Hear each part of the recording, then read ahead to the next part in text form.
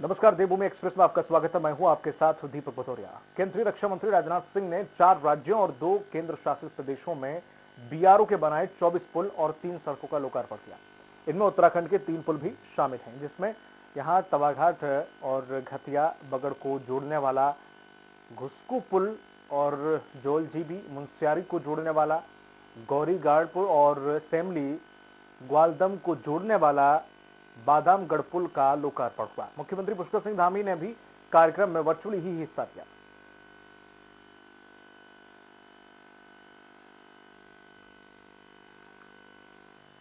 राज्यपाल lieutenant general Gurmeet Singh और मुख्यमंत्री पुष्कर सिंह धामी ने हल्द्वानी में उत्तराखंड मुक्त विश्वविद्यालय के 6ठे दीक्षांत समारोह में शिरकत की। दीक्षांत समारोह में पद्मश्री अनूप साहा और पर्यावरणविद सच्चिदानंद भारती को डीलिट की मानद उपाधि दी गई और 42 छात्रों को गोल्ड मेडल दिया गया, जबकि 29 और 379 छात्रों को डिग्री प्रदान की गई। राज्यपाल लेफ्टिनेंट जनरल गुरमीत सिंह ने कहा कि उत्तराखंड मुक्त विश्वविद्यालय दूर दराज के छात्रों के लिए एक बेहतर विकल्प साबित हो रहा है और हमें रोजगार परक पाठ्यक्रम शुरू करने और युवाओं को रोजगार दिलाने की कोशिश करनी चाहिए।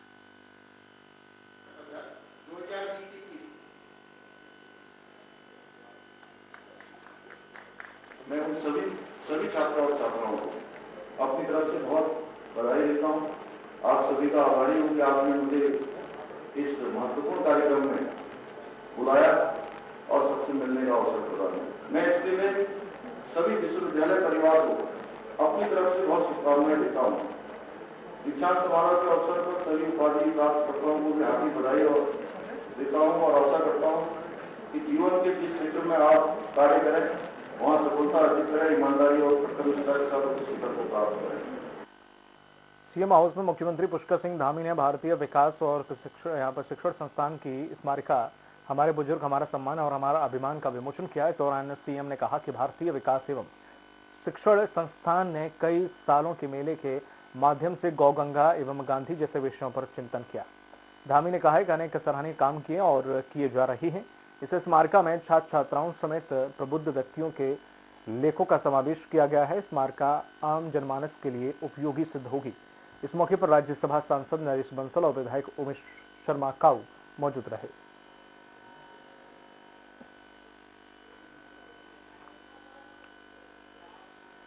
राजधानी देहरादून में 2 दिवसीय अंतर्राष्ट्रीय मिलेट फेस्टिवल का शुभारंभ किया गया। इस दौरान सूबे के मुख्यमंत्री पुष्कर सिंह धामी ने कार्यक्रम में शिरकत की है। सीएम पुष्कर सिंह ने कहा कि राज्य में लगातार कृषि विभाग किसानों की आय दोगुनी करने की ओर काम कर रहा है, जिसमें काफी हद तक विभाग सफल भी हुआ है। वहीं सीएम धामी ने नाइट कोविड कर्फ्यू को लेकर कहा कि सभी लोगों को अपने स्वास्थ्य का ख्याल रखने की जरूरत है ताकि इस महामारी से बचा जा सके।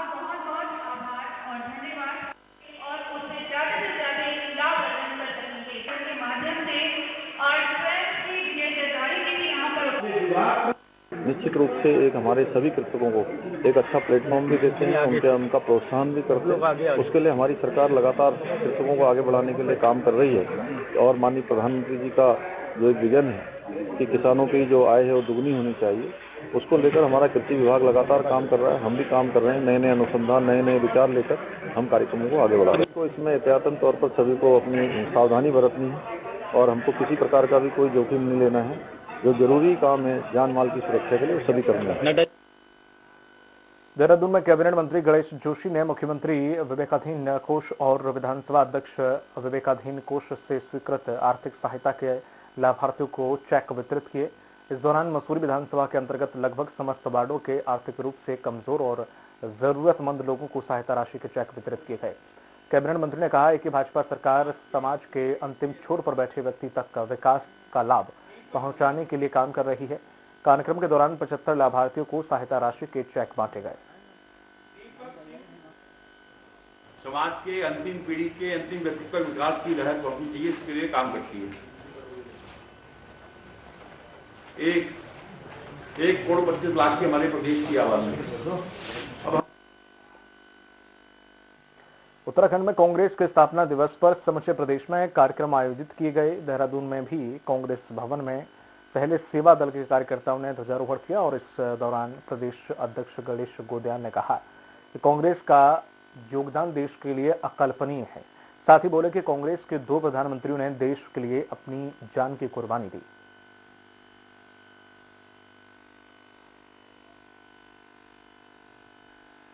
पार्टी का उसमें योगदान और कांग्रेस पार्टी की उसमें सहभागिता नहीं होगी। इसलिए कांग्रेस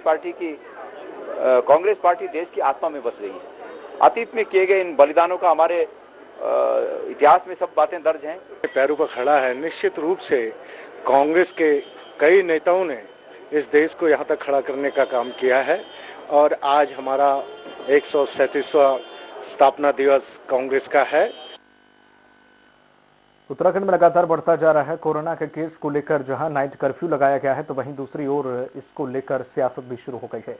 कांग्रेस ने कहा है कि इस मामले में चुनाव आयोग को संज्ञान लेना चाहिए। यदि कोरोना के केस बढ़ रहे हैं तो रैलियों को रोका जाए। साथ ही कांग्रेस के प्रदेश अध्यक्ष गणेश गोदियाल ने बीजेपी के फैसले पर तंज कसते हुए कहा कि रात में कड़ाके की ठंड में कौन निकल रहा है। यदि रैलियां हो रही हैं तो नाइट कर्फ्यू का कोई औचित्य नहीं।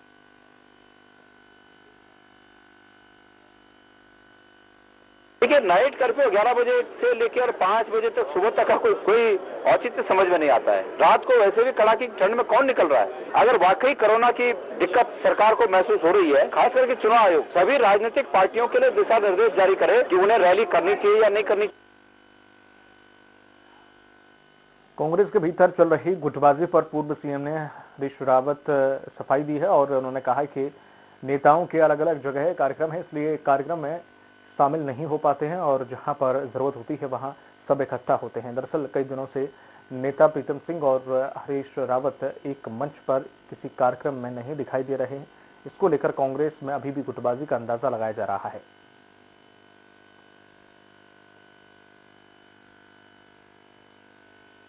आज ऐसा देखो, सब लोग नेतागण हैं, सबके अपने अपने कार्यक्रम हैं, लगे हुए हैं। जहां आवश्यक होता है वहां सब लोग एक साथ रहते हैं और बाकी इतना बड़ा राज्य है, उस राज्य में लोग अपने अनुसार अपने कार्यक्रम करते हैं। उसका मतलब ये नहीं है कि आपस में मतभेद है। खबर हल्द्वानी से। पूर्व सीएम हरीश रावत ने कहा कि बीजेपी में खलबली मची हुई है। उन्होंने कहा कि बीजेपी के कई लोग कांग्रेस की सदस्यता लेंगे।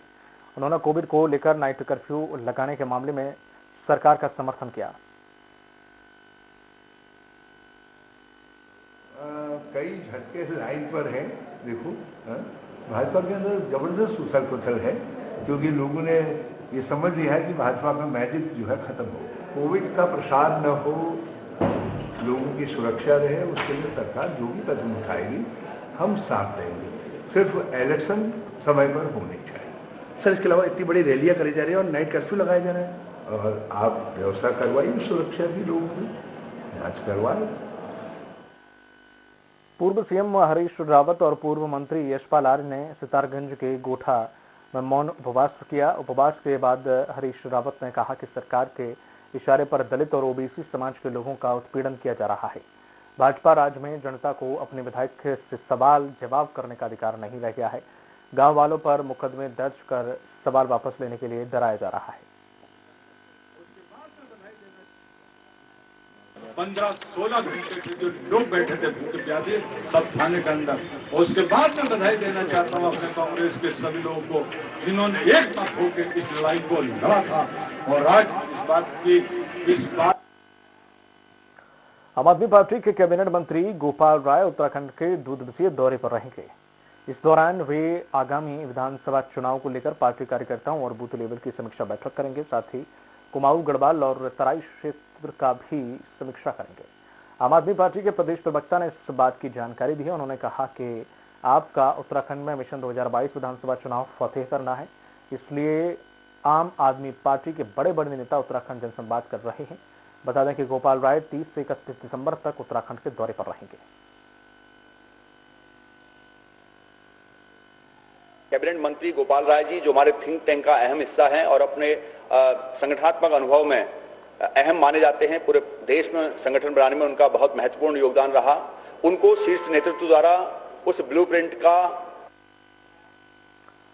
वहीं पिथौरागढ़ में धारचूला मुंशियारी के विधायक हरीश धामी और पूर्व सैनिकों को सम्मानित किया गया। इस दौरान उन्होंने कहा कि मैं एक सैनिक का बेटा हूं और मैं सैनिकों का सम्मान करना अच्छी तरह से समझता हूं। सैनिक सेना में रहते हुए बॉर्डर पर अपनी पूरी उम्र गुजार देते हैं और देश की सेवा करते हैं। हर सरकार को सैनिकों का सम्मान करना चाहिए। मैं खुद एक सैनिक का बेटा हूं और बड़ा सुख मिलता है, सुकून मिलता है कि हम अपने सैनिकों का सम्मान करें। और निश्चित तौर पे हमारी पार्टी ने भी अभियान चलाया है कि हम सैनिकों का सम्मान समारोह करें। बद्रीनाथ विधानसभा के विधायक महेंद्र भट्ट विधायक निधि से एवं युवक मंगल दलों को क्रिकेट किट दी गई। विधायक महेंद्र भट्ट ने खेल सामग्री वितरण करते हुए कहा कि सांस्कृतिक कार्यक्रम से महिलाओं के द्वारा संस्कृति को आगे बढ़ाने का मौका मिलेगा। किसी भी कार्यक्रम में प्रतिभाग कर सकती हैं। वहीं सभी ग्राम सभाओं की महिला मंगल दल और युवक मंगल दलों की अध्यक्षों ने विधायक महेंद्र भट्ट का आभार जताया। हम पोखरी विकास संघ की सभी महिला मंगल दलों को सामग्री वितरण कर रहे हैं। आज की तारीख में हमने 7 महिला मंगल दलों को सामग्री वितरित की है, इस उद्देश्य के साथ कि गांव की संस्कृति और उसका जो संस्कृति को बढ़ावा का जो स्कोप है और बड़ी संख्या में बढ़े, इस दृष्टिकोण से हमने दिया। लगभग हर ग्राम सभा में ये सामग्री वितरित करेंगे। वक्त बड़ा छोड़ से ब्रेक कर जल्द होंगे हाथ से।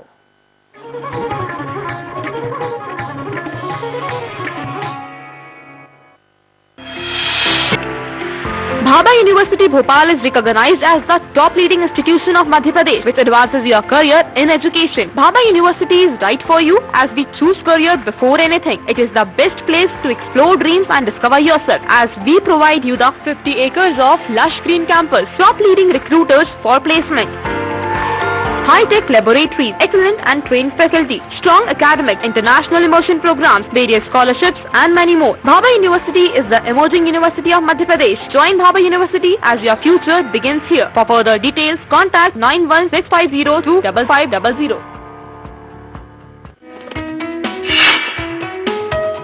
उत्तर प्रदेश में जब से योगी सरकार आई है, तब से सीएम योगी किसानों के लिए उपयोगी साबित हो रहे हैं। उत्तर प्रदेश में किसान ऋण मोचन योजना में छोटे और सीमांत किसानों का 1 लाख तक का कृषि ऋण माफ किया गया है। इस योजना के तहत करीब 86 लाख किसान फसली ऋण से मुक्त हुए हैं। प्रधानमंत्री किसान सम्मान निधि के तहत 2.14 करोड़ से ज्यादा किसानों को लाभ मिला है। प्रधानमंत्री किसान सम्मान निधि योजना के तहत किसानों को 6,000 रुपए की मदद दी गई। किसानों के खातों में 1.5 लाख करोड़ रुपए से ज्यादा की धनराशि ट्रांसफर की जा चुकी है। सहकारी समितियों के जरिए प्रदेश सरकार ने पिछले 5 सालों में किसानों से गेहूं और धान खरीदकर 75,000 करोड़ रुपए से ज्यादा की धनराशि उनके बैंक खातों में भेजी है। छत्तीसगढ़ के 15 नगरीय निकायों के लिए 20 दिसंबर को मतदान हुआ था। नतीजों में कांग्रेस बीजेपी की गढ़ में भी सेंध लगाती हुई नजर आई। इस परिणाम को लेकर आपकी क्या प्रतिक्रिया है? देखिए, सरकार ने दुरुपयोग संसाधनों का तो किया, वो माने न माने, हमारे लिए हम इसको एक उत्साह के रूप में लेंगे। सरकार होने का भी फायदा होता है, फिर भी कई जगह आपने पूर्ण बहुमत नहीं मिल पाया। अधिकांश जगह पे पूर्ण बहुमत है त्रिपाठी जी। भाजपा का कार्यकर्ता तो 18 के चुनावों से पहले ही उत्साहहीन हो गया था। अब जो जीता वो सिकंदर। मध्य प्रदेश की सियासत में इन दिनों ओबीसी आरक्षण को लेकर सियासी उबाल पूरे उफान पर है। आज कंगन को आरती क्या, पढ़े लिखे को फारसी। आप कहां से विपक्ष को दोष दे रहे हैं? साज को आज की क्या आवश्यकता है? जनता कांग्रेस, जनता के बीच में आपकी कांग्रेस दिख नहीं रही है नायक जी। 5 सीटें हम लाए, हम संतुष्ट हैं। आप इधर उधर की बातें क्यों करो? आप तो सीधी बात करो ना। चिंतन की आवश्यकता किसको? चिंतन की जरूरत जो है सबसे ज्यादा भारतीय जनता पार्टी को है। तो मैं कहाँ मानूं कि कहाँ मातम पसरा होगा, कहाँ खुशी की लहर होगी? इस तरह पिटिर मैं भी कर सकता हूँ विधायक। नहीं, ये शब्द अच्छा नहीं है आपका। पिटिर का क्या मतलब होता है, इसका आप बताइए जरा। परिणाम में टक्कर नहीं दिख रही, क्या वास्तविकता क्या है? बीजेपी भी करते हैं तो भी क्या चुनाव रोक पाएंगे, क्योंकि वो तो चुनाव आयोग के पाले में आक्रामक हो रहे हैं। आक्रामक का क्या अर्थ है? कोण से कोण बहुत अच्छे से मिलाते हैं। पिटे हुए मोहरे और बिना कारतूस की बंदूक, ये हाल है छत्तीसगढ़ में भाजपा का। ओमिक्रॉन की नई आफत को लेकर मध्य प्रदेश और छत्तीसगढ़ में तैयारी कैसी है? किसी भी विपरीत परिस्थिति से निपटने के लिए सरकार तैयार है। जिनको दोनों डोज लग गई है उन पे कितना इफेक्ट डालेगा? क्या बूस्टर डोज की भी आवश्यकता है? बूस्टर डोज की तो मेरे ख्याल से जब भी वो लोग कहेंगे तभी उसको एप्लीकेबल होगा। क्या ये बढ़ने की संभावना है? जनवरी फरवरी वेव तेज होगी तो अगर हम सतर्क रहें तो शायद इसका नंबर कम रहेगा और उसी कंट्रोल में रहेगा। कोरोना पॉजिटिव कितने मिल रहे हैं? जांच कितनी हो रही है प्रतिदिन? सभी अस्पतालों को अलर्ट मोड पे कर दिया। कितना तैयार है भोपाल? टेस्टिंग की बात करें तो 6,000 के लगभग टेस्ट हो रहे हैं। इंदौर के अंदर लगातार जो कोरोना पॉजिटिव मरीज हैं उनके आंकड़ों में बढ़ोतरी हो रही है। नाइट कर्फ्यू लगा है कोई मायना नहीं रखता उसका, क्योंकि लोग खुद ही बाहर नहीं जा रहे। जबलपुर में अभी संक्रमण की स्थिति या संक्रमण की जो दर है वो काफी नीची है। कोरोना क्या देश में अगले साल फिर कहां पर पाएगा? सतर्क रहना चाहिए। तैयारी हमारी मेरे ख्याल से पूरी है। सैनिटाइजर का इस्तेमाल, मास्क का इस्तेमाल, ये आज भी जरूरी है और आगे भी जरूरी रहेगा। ये चुनाव कैंसिल नहीं करा पाए तो कैंसिल आपके मुख्यमंत्री जी ने कर दिया। आने वाले समय में भी आपके पास सीमित संसाधन ही रहेंगे, क्या उस समय भी सीमित संसाधनों को दोष देंगे?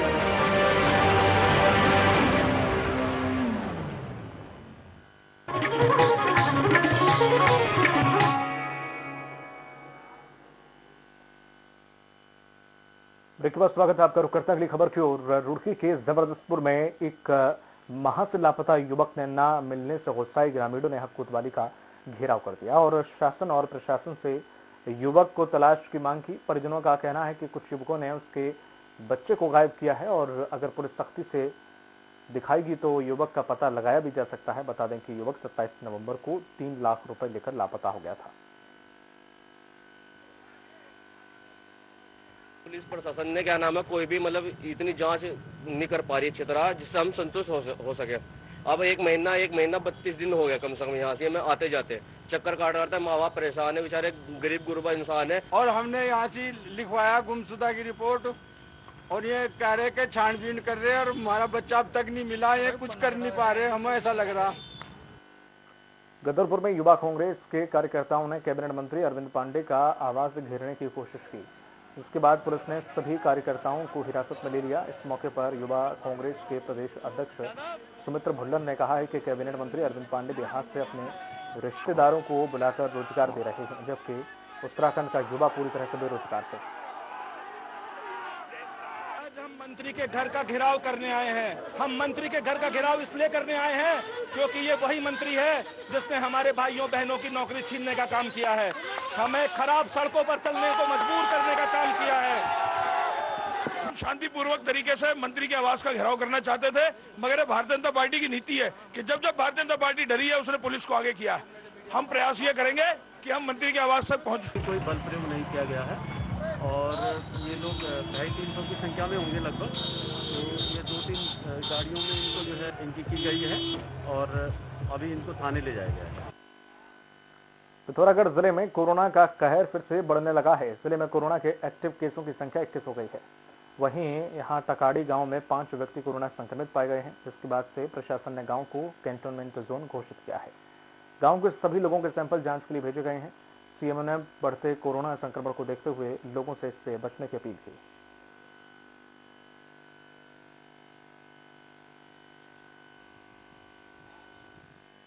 खबर पिथौरागढ़ से है, जहां रेलवे में नौकरी दिलवाने के नाम पर एक युवक से करीब 16,30,000 रुपए की ठगी का मामला सामने आया। फरियादी की शिकायत पर एसपी ने एक टीम गठित की है। टीम ने साइबर पुलिस की मदद से मुख्य ठग कपिल धामा को यूपी के मेरठ से गिरफ्तार किया, तो वहीं दूसरे ठग की पुलिस तलाश कर रही है। ऐसा तो नहीं बंदी हुई, लेकिन वो ये अकाउंट में सील कर रहे हैं, अकाउंट से जनरली पैसे निकलवा लेते हैं। बाकी फिर हम अकाउंट से इसके और आइडेंटिफाई करेंगे और कौन कौन से इसके अकाउंट से और भी काफी अकाउंट्स होंगे जिनको फिर हम सील करवाएंगे। फिर जिसमें भी जो भी पैसा होगा फिर वो बाद में कोर्ट के माध्यम से। उत्तर प्रदेश के बरेली के फतेहगंज के एक युवक को उत्तराखंड एसटीएफ और श्यामपुर पुलिस ने गिरफ्तार किया है। पुलिस ने आरोपी के कब्जे से 102 ग्राम अवैध हेरोइन बरामद की है। पुलिस का कहना है कि न्यू ईयर को लेकर स्मैक की तस्करी की जा रही थी।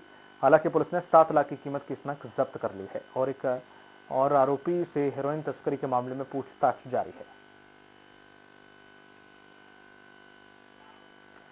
रुड़की के मंगलौर इलाके की एक निजी हॉस्पिटल में लूटपाट करने की वारदात का मामला सामने आया, जिसमें पुलिस लुटेरों की तलाश कर रही है। बताया जा रहा है कि 3 बदमाश हॉस्पिटल में लूट करने पहुंचे थे। इधर हॉस्पिटल के मालिक के रिश्तेदार से उनकी भिड़ंत हो गई। बदमाशों ने रिश्तेदार पर चाकू से हमला कर दिया। हालांकि चिल्ला चोट की आवाज से सुनकर जो हॉस्पिटल का स्टाफ था वो पहुंच गया और बदमाश भाग निकले। बदमाशों के द्वारा एक अटेम्प्ट किया गया था, तो मैंने भी उस घटनास्थल का निरीक्षण किया है और निश्चित रूप से हम लोग इसको पूरी गंभीरता से इसको ले रहे हैं। इसमें टीमें लगाई गई हैं और प्रयास किया जाएगा कि बदमाश पकड़। देहरादून की पटेल नगर पुलिस ने विदेशी करेंसी के नोट बदलने के मामले में ठगी करने वाले 2 लोगों को गिरफ्तार किया। पुलिस ने बदमाशों के कब्जे से 1,80,000 रुपए बरामद किए हैं। पुलिस ने सऊदी अरब की करेंसी के 5 नोट भी जब्त किए। पुलिस का कहना है कि बदमाश दिल्ली, मुंबई समेत कई शहर में इसी तरह की वारदात को अंजाम दे चुके हैं।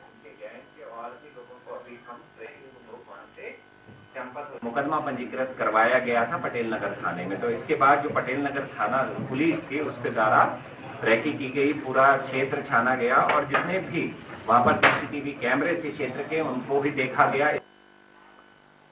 चमोली में 11 पेटी अंग्रेजी शराब के साथ 2 आरोपियों को गिरफ्तार किया गया है। पुलिस ने पोखरी गोपेश्वर मोटरमार्ग सालाना के पास स्विफ्ट कार से अवैध शराब की 11 पेटियां बरामद की। और इस तरह से वाइन और लिकर की अवैध तस्करी की जो सूचना मिली उसमें सभी थाना अध्यक्षों को निर्देशित किया गया था। कल थाना अध्यक्ष पोखरी द्वारा उनको सूचना मिली और चेक। हरिद्वार में सडगुल बहादुराबाद हाईवे पर ओवरलोड वाहनों से आए दिन हादसे होते रहते हैं। ऐसे ही श्यामपुर थाना क्षेत्र में खनन सामग्री के ओवरलोड डंपर और बाइक की भिड़ंत में पिता और पुत्र की मौत हो गई, जबकि कुछ दिन पहले ही डंपर ने पुलिस की गाड़ी को टक्कर मार दी थी, जिसमें एक पुलिसकर्मी को अपनी एक टांग भी गंवानी पड़ी। अब लोगों ने प्रशासन से ओवरलोड वाहनों पर कार्रवाई की मांग की। नहीं सोच के ओवरलोड है, सड़कों का भी खराब करते हैं। दूसरा पब्लिक को समझो जो है उनका कोई इंश्योर नहीं है कि वो कब कहाँ टकोरा, ये इतना तेज भागते हैं कि वो पब्लिक अपने आप बचती है इनसे। पहले भी की जाती रही है और वर्तमान में भी की जा रही है और आगे भविष्य में भी की जाती रहेगी। और इसके साथ साथ जो है रोड सेफ्टी के अदर जो एस्पेक्ट्स हैं उन पर भी नियमित रूप से परिवर्तन के दौरान कार्रवाई होती रहती है। जसपुर इलाके के वन विभाग काशीपुर रेंज में एक गुलदार के कुएं में गिरने का मामला सामने आया। इधर गुलदार के कुएं में गिरने की सूचना पर वन विभाग में हड़कंप मचा गया, तो वहीं कुएं में गिरे गुलदार को देखने के लिए ग्रामीणों की भीड़ लग गई।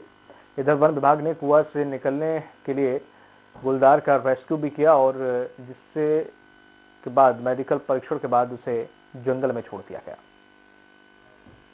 इसको ट्रैंकुलाइज करने के लिए अनुमति मांगी थी, वो भी मिल गई थी, लेकिन हमने इसको ट्रैप के माध्यम से इसको पिंजरे में सुरक्षित रेस्क्यू कर लिया है। वहाँ पर इसको चिकित्सीय परामर्श के अनुसार आगे ही कार्रवाई की जाएगी। खबर जसपुर से, जहां पर बीआरसी प्रांगण में खंड शिक्षा अधिकारी के निर्देशन में सर्व शिक्षा प्रणाली के तहत आज दिव्यांग बच्चों के लिए जागरूकता अभियान चलाया गया, जिसमें जसपुर विधानसभा क्षेत्र के 4 दर्जन से अधिक बच्चों और अभिभावकों ने भाग लिया। दिव्यांग बच्चों को सरकार के द्वारा प्राथमिकता दिए जाने के साथ ही उनके प्रमाण पत्र बनाए जाने की भी शिविर में जानकारी दी गई। कुछ लोगों का मानना यह है कि हमारे सर्टिफिकेट बन नहीं पा रहे हैं, तो हमारे द्वारा बताया गया कि कभी कभी ब्लॉक में, तहसील में बहुत से शिविर लगता है जहाँ सभी विभाग के अधिकारी आते हैं। जो काम नहीं हो पाए हैं अभी तक उससे भौतिक शिविर के माध्यम से हो जाता है।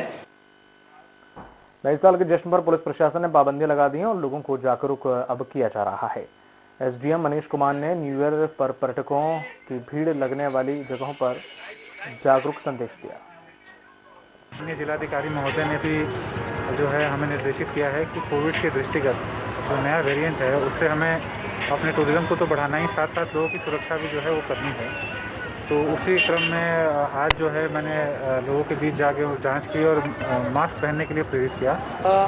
इस बार के अलग ट्रैफिक प्लान में ये है कि plan A, plan B, plan C, ऐसे हम लोगों ने अलग अलग कंटीजेंसी प्लान बना के रखे। कहीं अगर ट्रैफिक हो जाता है तो कौन से डाइवर्जन यूज करने, कौन से नहीं करने। बुलेटिन में इतना ही, दीजिए इजाजत, नमस्कार।